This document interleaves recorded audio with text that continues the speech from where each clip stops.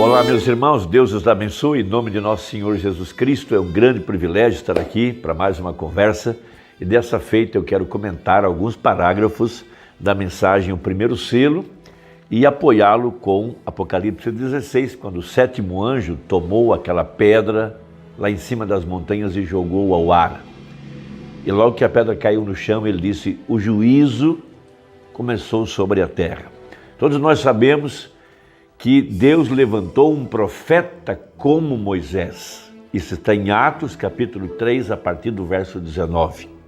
E assim como a Moisés foram dados 2 dons, veja, isso foi o que o anjo disse a Mombrana lá na caverna, em 1946, quando ele foi visitado pelo anjo. Ele disse que o anjo disse a ele, assim como a Moisés. Veja, então ali estava um profeta como Moisés.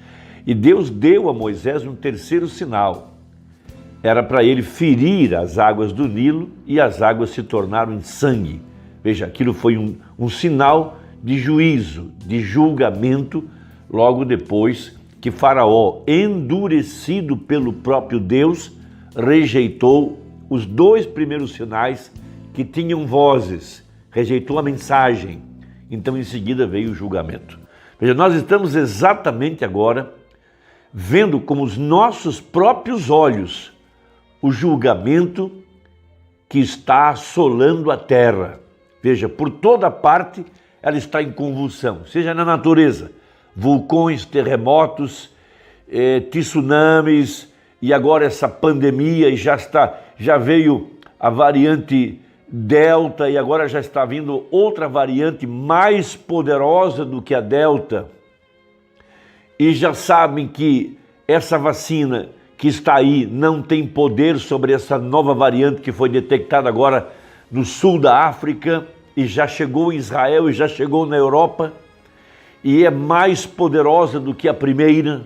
Logo os homens vão ter que dizer que chegaram à estaca zero. Eles já estão até afirmando que parece ser a pandemia do juízo final. Todas essas coisas estão sobre nós. Veja, tudo que pode ser sacudido está sendo sacudido. As igrejas foram sacudidas, a economia está sendo sacudida, a política sacudida, a família foi sacudida, tudo está sendo sacudido. Porque chegou a hora do que a gente chama de a pré-tribulação, que logo dará lugar à grande tribulação, logo depois que a igreja subir aos céus no arrebatamento. Então nós estamos vivendo os dias finais. Veja, não se deixe levar por comentários de pessoas incrédulas que se baseiam na história, dizendo que no passado também houveram pandemias e logo veio uma vacina e tudo foi controlado. A diferença é que agora o nosso parente redentor, Jesus Cristo, já se apresentou em Apocalipse 5, já deixou os seus dias de intercessão, já tomou o título de propriedade que Adão tinha perdido e já desceu à terra com esse livro aberto em Apocalipse 10, e lá diz que os seus pés eram de bronze, seus olhos como chama de fogo, a sua peruca branca, o juízo, veja, estabelecido sobre a terra. Veja, as 6 causas da visita do anjo Gabriel a Daniel, veja, entre outras coisas, foi para abrir o livro que estava selado, para estabelecer a justiça eterna, que é prender Satanás e ungir o Santo dos Santos, também tirar o pecado e a incredulidade e a transgressão de Israel por terem rejeitado o Messias. Veja, a geração que visse Israel passar, ou a geração que viu Israel em sua pátria não passaria sem ver o fim. Irmãos, o último sinal que Deus enviou foi o anjo de Malaquias 4, o mesmo anjo que visitou Abraão, o sinal antes da destruição de Sodoma. Veja, antes de Deus trazer a libertação, ele envia uma mensagem. É uma mensagem simples, por um homem simples, que seria rejeitado, chamado de fanático, expulso das denominações.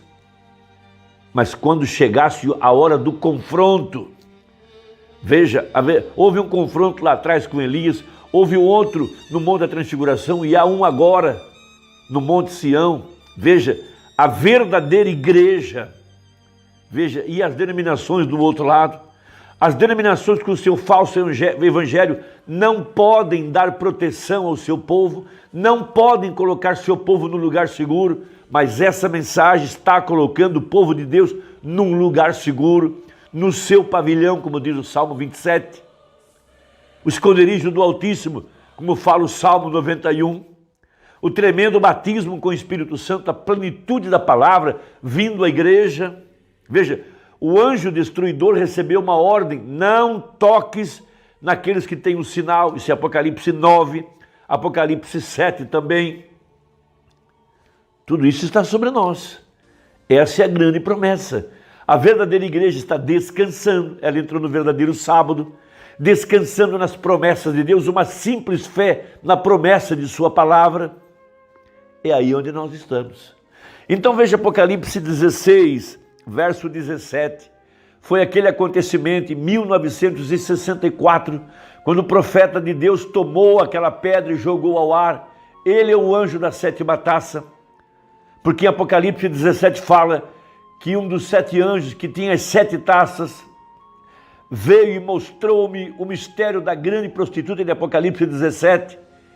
Veja, e foi exatamente o ministério do William Branham, o profeta do século XX, o profeta para esta era, quem nos mostrou o mistério da Babilônia.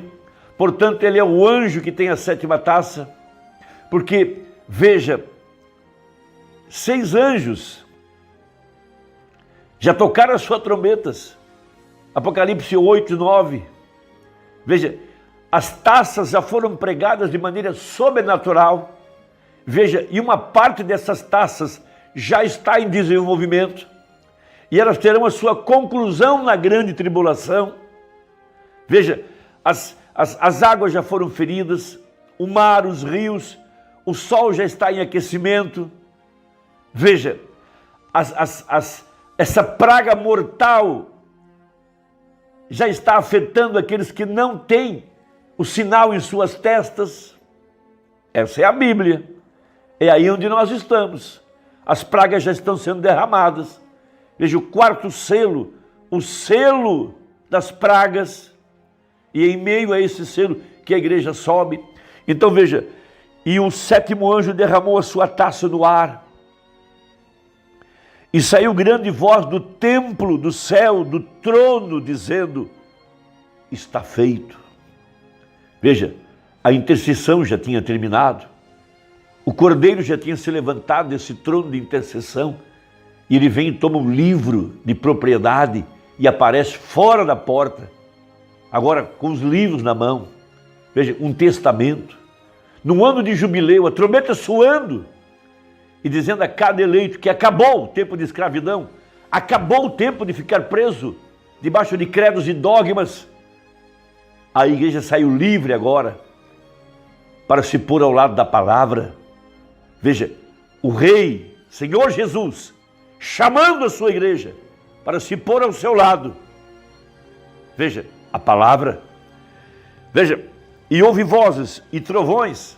Veja, 7 vozes, 7 trovões e relâmpagos, e um grande terremoto quase afundou aquelas terras nos dias do profeta. Sim, veja, como nunca tinha havido desde que há homens sobre a terra. Veja, tal foi esse tão grande terremoto lá no Alasca, 1964. E dizem os cientistas que aquele foi o despertar para os demais terremotos que vieram logo depois, estão até aí hoje no mundo. Irmão, é mais tarde do que nós pensamos. Então o profeta, no primeiro selo, faz o seguinte comentário, parágrafo 59.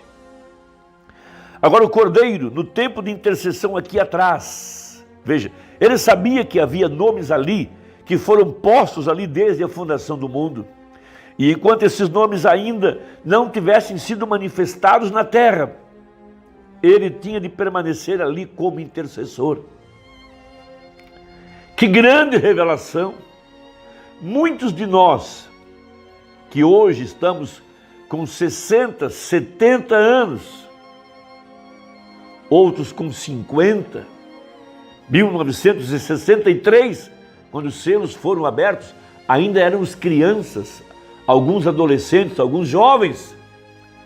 Mas quando esses nomes já estavam aqui na terra, já haviam nascido, de acordo com São João capítulo 1, os quais não nasceram da vontade da carne, nem da vontade do varão, ou do papai ou da mamãe, vamos dizer assim, mas nasceram pela vontade de Deus, porque logo depois disso viria uma geração que não teria o seu nome no livro da vida do Cordeiro, de acordo com Apocalipse 13:8 e 17:8.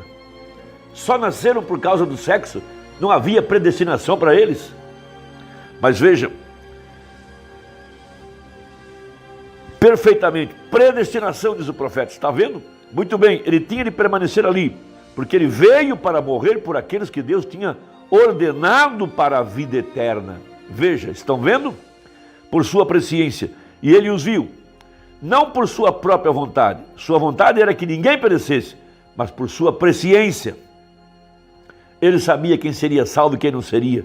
Veja, ele os viu.